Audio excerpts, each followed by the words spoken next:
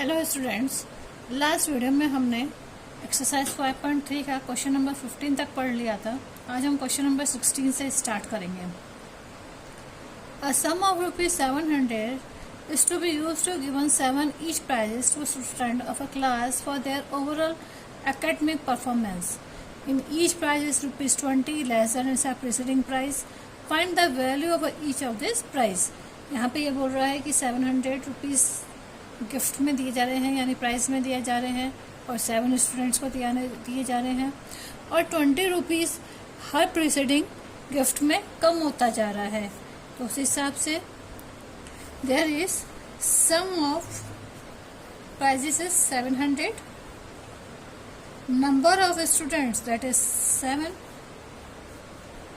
अब एपी निकालना है, तो एपी हम कैसे निकालेंगे? पहले तो हम ये बना देते हैं कि फर्स्ट स्टूडेंट को मिल रहा है ए, नेक्स्ट को मिल रहा है A-20, क्योंकि वो कह रहा है कि हर प्रीसीडिंग पे 20 रुपीज़ कम होता जा रहा है, प्लस थर्ड को मिल रहा है A-40, प्लस फिफ्थ को मिलेगा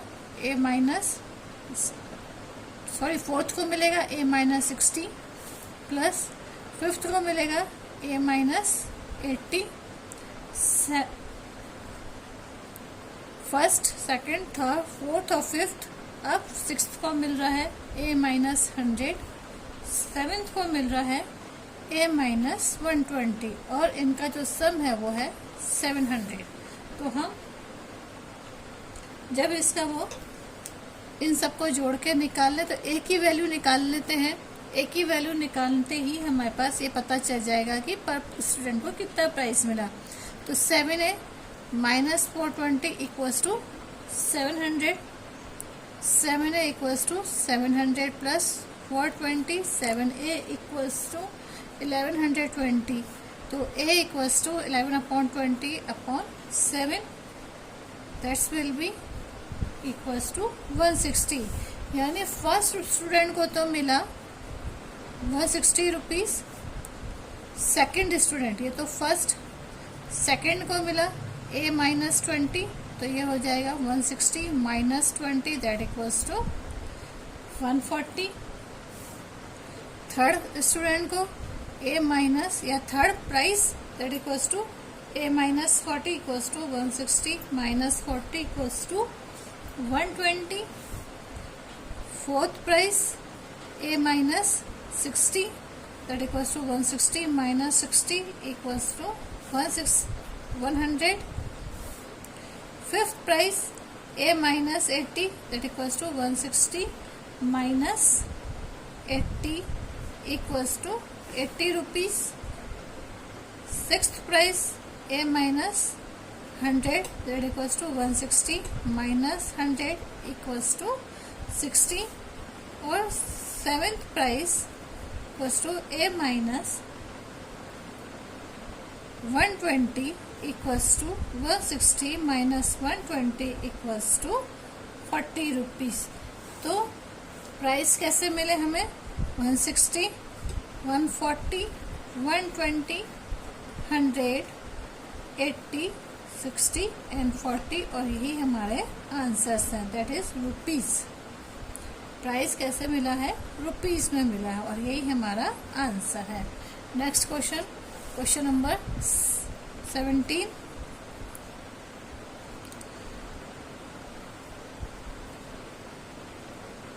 In a school, a student thought of planting a tree in and around the school to reduce air pollution.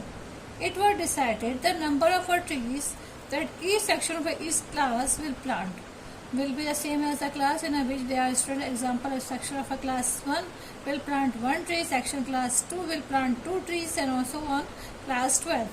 There are the 3 sections of each class. How many trees will be planted by the students? According to question, school के बच्चे 1 to 12 तक के बच्चे plants उगाना चाहते हैं, planting करना चाहते हैं। अब क्लास फर्स्ट का बच्चा 1 प्लांट करेगा और क्लास 12 का बच्चा 12 प्लांट्स करेंगे, लेकिन हर क्लास में 3 सेक्शन है, तो उसके अकॉर्डिंग ही उनका क्लास में प्लांटिंग होगी, तो हम क्या लिख सकते हैं, planting of a tree equals to, क्योंकि ईच सेक्शन के, ईच क्लास के 3 सेक्शंस है, तो 3 इंटू क्लास, उसके अकॉर्डिंग ही ट्री होगा। तो सबसे पहले क्लास फर्स्ट करें हम, class first there will be 3 into 1 equals to class first 3 plants prepare करिए। Class second 3 into 2 that equals to 6। Class 3 into 3 equals to 9। ऐसे करके हम क्लास 12 तक पहुंच जाते हैं। तो क्लास 12 बराबर 3 इंटू 12 दैट इक्वल्स टू 36। तो हमारा एपी क्या तैयार हो गया, AP is 3, 6, 9 and so on to 36। तो the A is a 3, n equals to 36, n equals to 12 and d equals to 6 minus 3 equals to 3। Value निकालनी है total number of trees.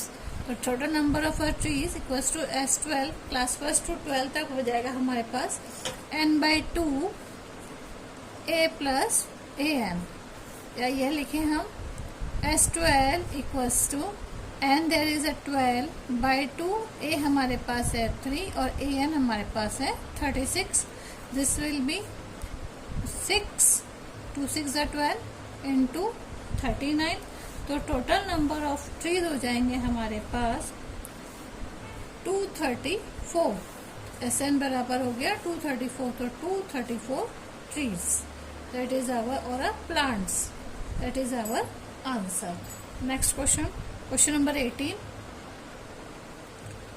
A spiral is made up of successive semicircles with center alternatively A and B, starting with the center A of a radii 0.5 cm, 1.0 cm, 1.5 cm, 2.0 cm as shown in a figure 5.4.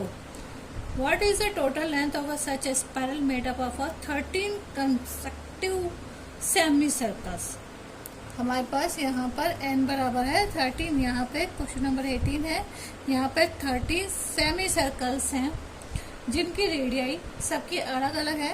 That is radii is 0.5, R1 equals to 0.5, R2 equals to 1.0, R3 equals to 1.5, R4 equals to 2.0।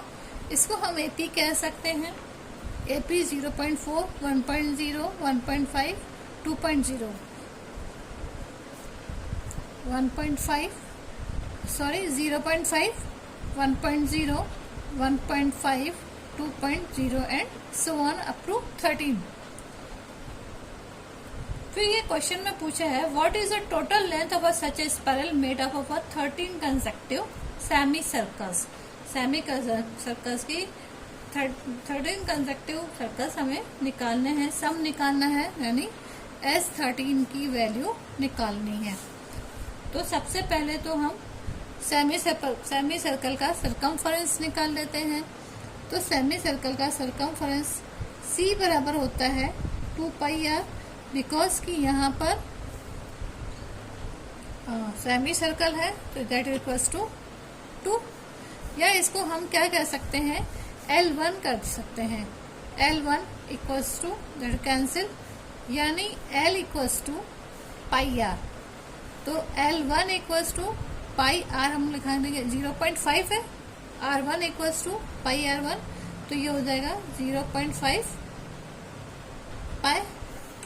L2 बराबर πr2 that equals to 1.0 पाई।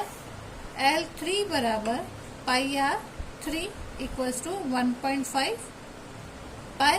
ऐसे करके हो जाएगा हमारे पास। तो हमारे पास D की value क्या आ जाएगी, 1.0 pi minus 0.5 pi equals to 0.5 pi. तो अब हम निकालते हैं SN की वैल्यू, निकाल ले इसे नंबर ऑफ टोटल। तो हमारे पास A बराबर तो हो गया 0.55, डी हमारे पास ये भी 0.55, एन इक्वल्स टू 13 और एस एन यानी S13 की वैल्यू हमें निकालनी है। तो फॉर्मूला फिट कर देते हैं, S N equals to N by 2 A plus N minus 1 D. N by 2 13 by 2 into 0.5 pi plus 13 minus 1 D equals to 0.55, यही होगा। तो 13.2 ये हो जाएगा हमारे पास 1.05 प्लस 12 इंटू 0.5, तो ये हो जाएगा 13/2 1 पाई प्लस 6 पाई, तो दैट इक्वल्स टू 13/2 इंटू 7 पाई। अब पाई की वैल्यू पुट कर दो, 13/2 7/22/7 जो हमारे क्वेश्चन में गिवन है। तो एस एन की वैल्यू हो गई 7 से 7 कैंसिल, दैट इक्वल्स टू 2 1 2 2 1 2, तो 143 सेंटीमीटर। तो आपके पास जो टोटल स्पाइरल रिंग है या जो भी सेमी सर्कल है उसकी लेंथ कितनी है, 143 centimetre. Next question number 19। 200 logs are stacked in the following manner। Question में आप देख ही सकते हैं कि किस तरह से रखे हुए हैं। 20 logs in the bottom now, सबसे नीचे वाली लाइन में 20 logs हैं। 19 in the next row, 18 in the row next to it and so on। In how many rows are the 200 logs placed and how many logs are in the top now। According to question, ये कह रहा है ये 200 locks को रखा गया है, और लॉक्स को कैसे रखा गया है कि सबसे नीचे 20 लॉक्स है, फिर 19 है, फिर 18 है, और सबसे चलता जा रहा है। In how many rows are 200 logs, हमें एक तो लॉक्स रोज की वैल्यू निकालनी है, and how many logs are in the top now, और उसमें कितने लॉक्स रखे गए हैं वो भी हमें बताना है। तो हम एपी हमारे पास जो है, क्योंकि वो ऐसे चल रहा है, पहले सबसे नीचे है 20, फिर 19, फिर 18, फिर 17 and so on.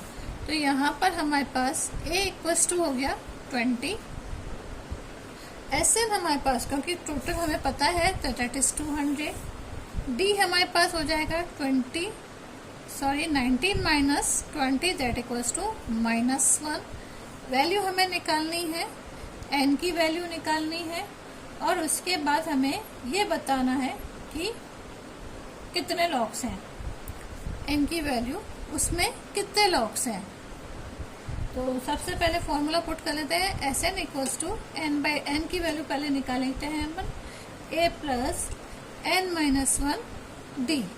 S N हमारे पास है 200, एन हमारे पास हमें पता ही नहीं है, तो एन की वैल्यू हमें निकालनी ही है। ए हमारे पास ये 2a है, 2 into 20 plus n minus 1 D हमारे पास है -1, तो ये हो जाएगा 400 equals to n 40 plus -n, क्योंकि -1 से मल्टीप्लाई कर रहे हैं, -n-1, तो 400 equals to n minus plus 41 minus n, तो 400 equals to 41n minus n square, या इक्वेशन को हम ऐसे भी लिख सकते हैं n square 41n plus 400 equals to 0। अब मिडिल टर्म स्प्लिट कर देते हैं, मिडिल टर्म स्प्लिट 25 को जब 16 से मल्टीप्लाई करेंगे तो हमारे पास आ जाएगा 400, और अगर हम इसका प्लस कर लेते हैं तो हमारे पास आ जाता है 41, तो n square minus 25n minus 16n plus 400 equals to 0। तो n कॉमन निकाला, ये हो गया n माइनस 25,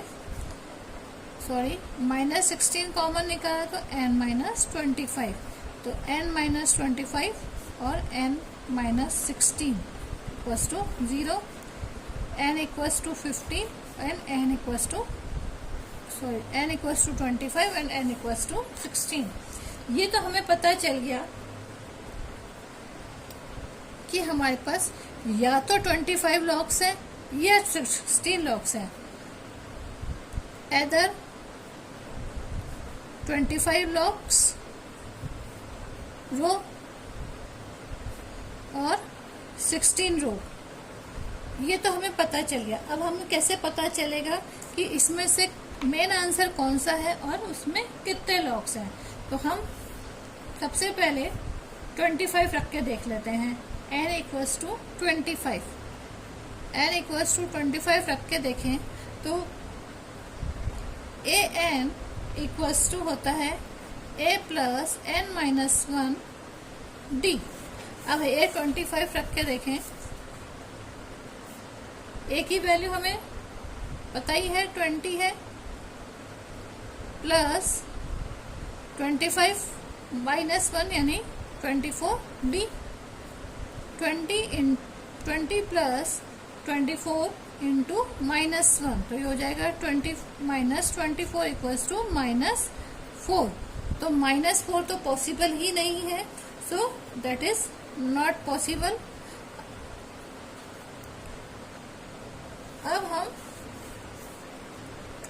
a बराबर n बराबर 16 रख के देख लेते हैं।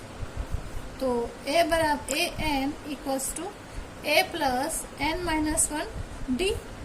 a 16 equals to a plus 15 d।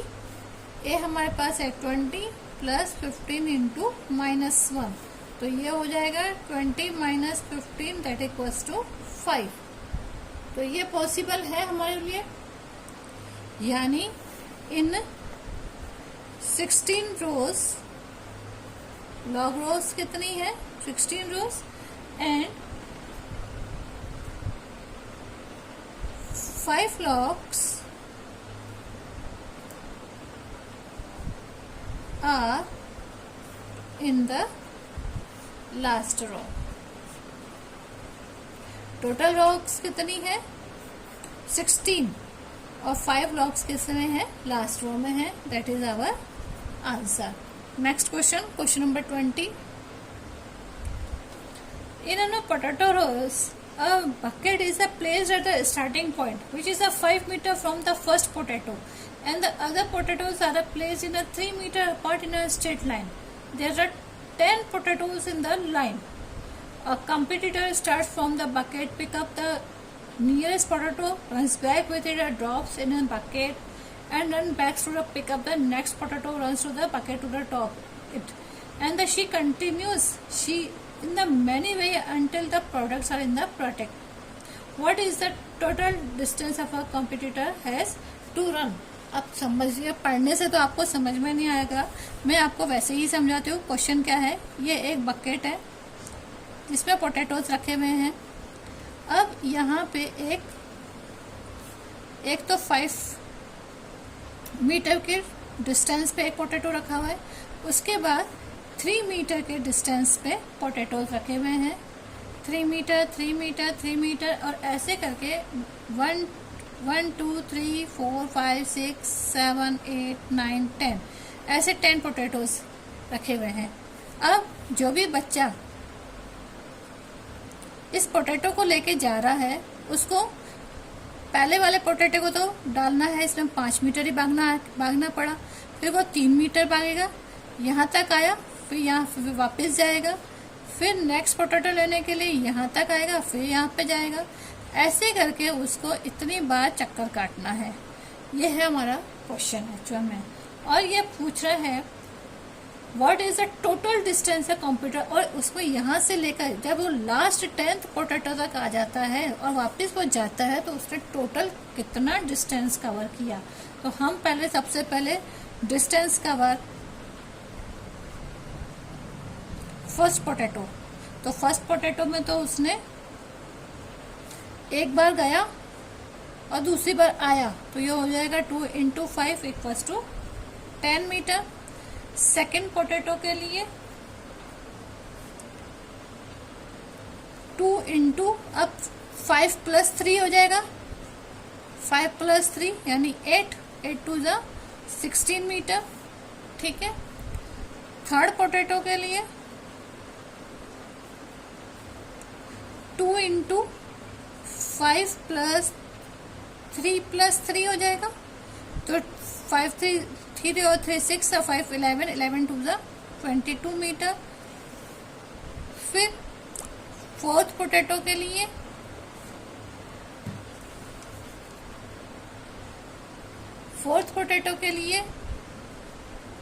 2 into 5 plus 3 plus 3 plus 3, तो ये हो जाएगा 3 और 3 6 और 3 9 और 5 14, 14 टू ज़ा 28 मीटर। ऐसे ही करके वो कंटिन्यूअस चलता रहा।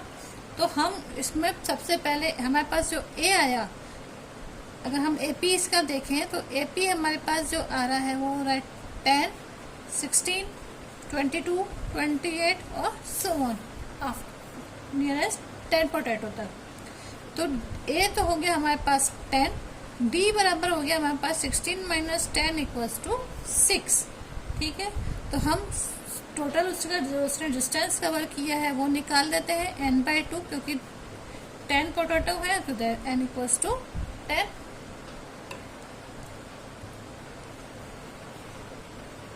तो n/2 -1 d, n/2 10/2, 2 इंटू ए हमारे पास है 10 प्लस 10 माइनस 1 डी हमारे पास है 6, तो 2 5 ज़ा 10, 5 20 प्लस 9 6 ज़ा 9 इंटू 6, तो ये हो जाएगा 574, 9 6 ज़ा 54 इंटू 74, तो टोटल हो जाएगा 370। तो नंबर ऑफ डिस्टेंस कवर मतलब उसने टोटल 370 मीटर कवर किया। यही हमारा आंसर है। आज हम इतना ही पढ़ेंगे। हमारी एक्सरसाइज 5.3 कंप्लीट हो गई है। नेक्स्ट वीडियो में हम कुछ और क्वेश्चंस तैयार करेंगे जो हमारे एनसीईआरटी की बुक में नहीं है। नेक्स्ट वीडियो में हम वही पढ़ेंगे। आज के लिए थैंक यू।